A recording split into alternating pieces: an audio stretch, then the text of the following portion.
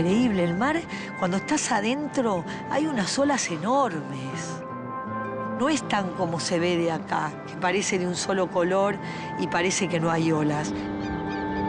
Y los barcos, el faro es como el elemento que los une a la tierra, es como el contacto con la civilización, es un poco eso, ¿no?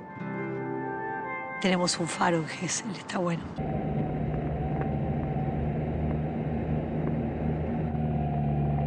A unos 30 kilómetros de la ciudad de Villa Gesell, siguiendo por la costa hacia el sur, los médanos se elevan sobre el horizonte hasta transformarse en gigantescas dunas. Las dunas llegan hasta 30 metros de altura. Habría que medirlas constantemente porque es un lugar muy movible, con el viento y con el mar tan cerca, estas dunas van cambiando. La reserva tiene una superficie de 5.700 hectáreas, son 20 kilómetros de largo por 5 kilómetros de ancho. Y esas dunas se interrumpen con un bosque de coníferas, y en el medio de ese bosque está el faro Querandí.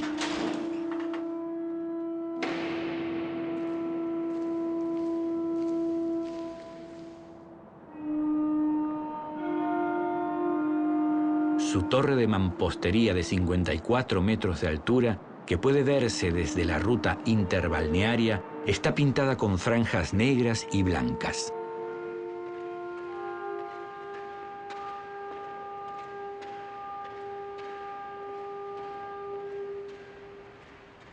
Desde el mirador, luego de subir 276 escalones, la vista es única. Al mar profundo y azul debe sumarse la visión de la reserva municipal, que con sus 5.800 hectáreas de médanos vírgenes es uno de los últimos lugares del mundo que conserva dunas en estado natural.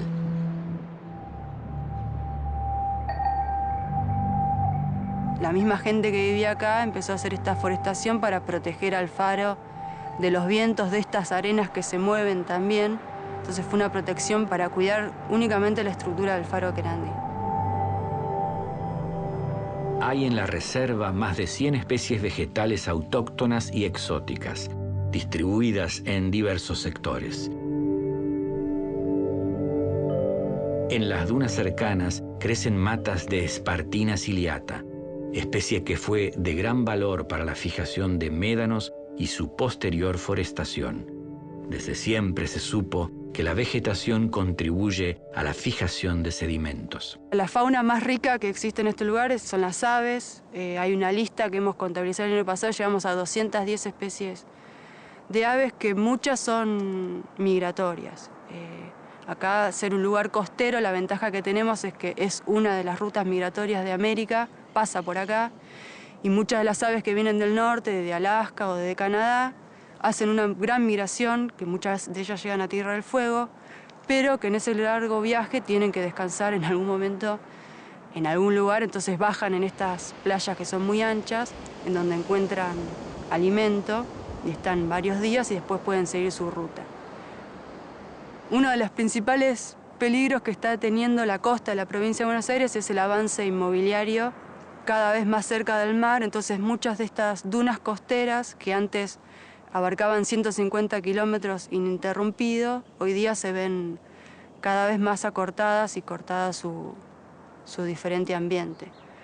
La otra problemática que tenemos es el tema de vehículos 4x4 y cuatriciclo, que es algo que está incrementándose día a día, y eso debería tener un circuito por donde circular y otro lugar que esté solamente dedicado a la conservación.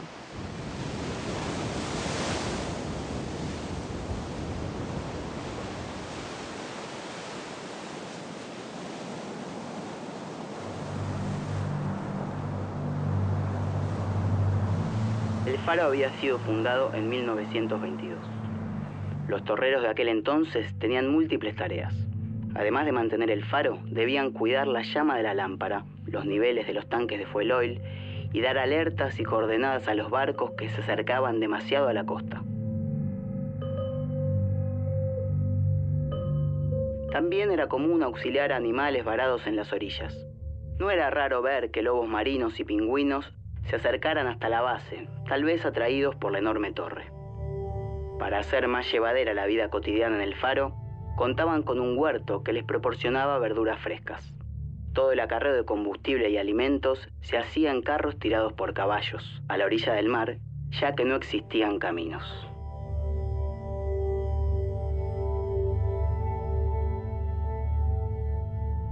Cuenta la leyenda local que en los crudos meses de invierno, un hombre llegaba hasta el faro para compartir con los torreros, además de mates, bizcochos y algunos tragos de ron, los secretos y avances en el sembrado de dunas. Era Carlos Gesell, quien en 1931 dejaría Buenos Aires para luego de comprar 1.650 hectáreas de arena y dunas salvajes, levantar la primera casa de la zona. Pionero y creativo incansable, proyecta, entre otros inventos, un mecanismo para aprovechar la energía producida por las mareas, una plancha anticorrosiva para barcos, su versión de la fotografía en color y de la heladera eléctrica. Pero no le basta. Sueña con un bosque de pinos que le dé madera barata y buena para su fábrica de muebles. Y para lograrlo, se lanza a la improbable tarea de afirmar los médanos. No quería crecer nada, primeramente porque la arena se sobrecalienta con el sol. Y entonces hay muy poca flora autóctona que lo soporta. En realidad, don Carlos recién pudo fijar en gran escala cuando empezó a vender terrenos y entró dinero como para comprar paja del campo. Entonces sembraba primero, cubría después y después plantaba entre lo sembrado los árboles. Y con ese sistema después ya dejó de ser un problema la fijación. En 1932 construye una casa sobre la arena, a pocos metros del mar. Sigue en su persistente lucha. Los árboles prenden. Instala un vivero y planta 30 hectáreas de acacias y pinos, pero no dan los resultados esperados. Gesell no se desanima y sigue luchando contra el viento. Hacia 1938 incorpora a la forestación una planta australiana, la Acacia trinervis, de gran supervivencia a los fuertes vientos marinos. Finalmente, los médanos se fijan y nuevas especies son plantadas. Es el principio de la villa. El milagro de que la villa se pudiera desarrollar fue que don Carlos empezó esto sin dinero. Él vivía, toda la familia vivía de sus patentes que usaba la Casa Gesell, que él antes fue socio gerente. Era muy costoso traer querosén desde Madariaga, así que calefacción no había que arreglarse. Frazadas teníamos suficientes. Siempre me recuerdo, teníamos chivas. Mi primo las llevaba todas las mañanas a un bajo distante para que no se comiera la vegetación por la playa. No eran muchas, eran 5 o 6. Se quedaban todo el día y a la tarde las iba a buscar.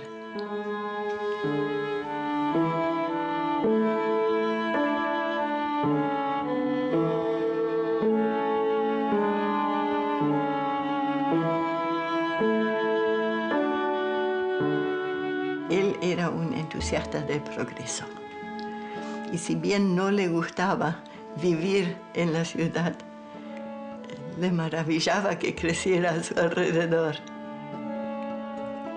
Vivía feliz aquí como era al principio. Él era un niño genial. Era, como decir, emocionalmente era un niño. La villa nunca se hubiera podido concretar sin doña Emilia. Ella lo apoyó toda su vida. Él murió a los 88 cumplidos y ella a los 90. Y trabajaron prácticamente mientras pudieron. En 1948 comienza a funcionar la primera escuela. El poblado semidesierto atrae a curiosos y aventureros. Entre el 6 y el 12 de enero de 1952, Ernesto Guevara visita la ciudad como paso previo a su viaje por América. 4 años más tarde, la empresa de transportes Antón inicia sus viajes de Buenos Aires a la villa, con lo cual se intensifica la llegada de turistas al balneario. Poco tiempo después, la villa marca una irreversible tendencia. Es la primera playa argentina en la que algunas osadas mujeres visten revolucionarias e inquietantes bikinis.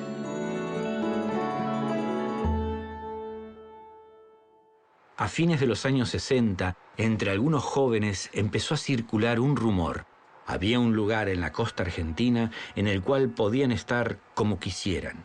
Eran en general apolíticos, pero fuertemente cruzados por la poesía y la música. Estos náufragos no llegaban en balsas, pero sí traían carpas y mochilas a una villa Gesell casi desierta.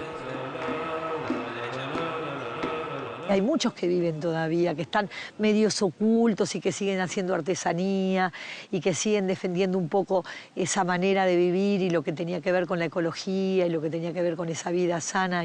Porque era muy sano, era muy de puertas abiertas. Si alguien golpeaba las palmas, estate seguro que no lo conocías, porque entrábamos y salíamos de las casas todo el tiempo. Artesanos, intelectuales y artistas naufragaron en un mismo tiempo y espacio, envueltos en jeans, melenas, túnicas y zuecos, durmiendo en casas prestadas o en carpas entre los médanos y el mar. Algunos se quedaron, pero hoy la mayoría está tan lejos de aquella vida alrededor del mar y el faro como de los sueños que tenían cuando llegaron. Yo vivía con mi marido en ese momento y con mi hijo chiquito. Entonces, cuando nos hicimos amigas de Cristina, le digo, y ella, cosas de chica, ¿viste? Tenía una historia, que se había peleado con, no sé, un novio. Le digo, pero no llores, vení a mi casa, esta noche vení a mi casa y te quedás a dormir en mi casa.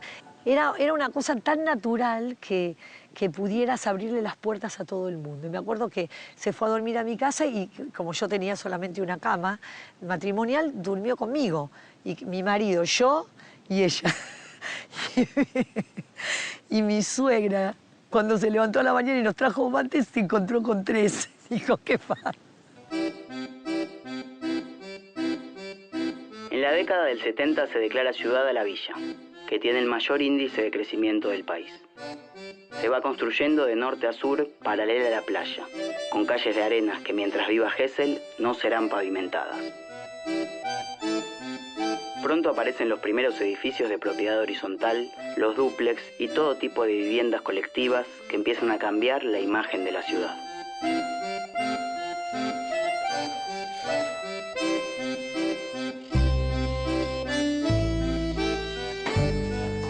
La vida en el faro no ha cambiado demasiado desde su fundación.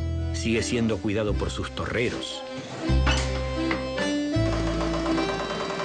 La dotación realiza múltiples tareas: cuidar la luz, la torre, el área del bosque lindero y ocuparse del mantenimiento de las instalaciones de la base.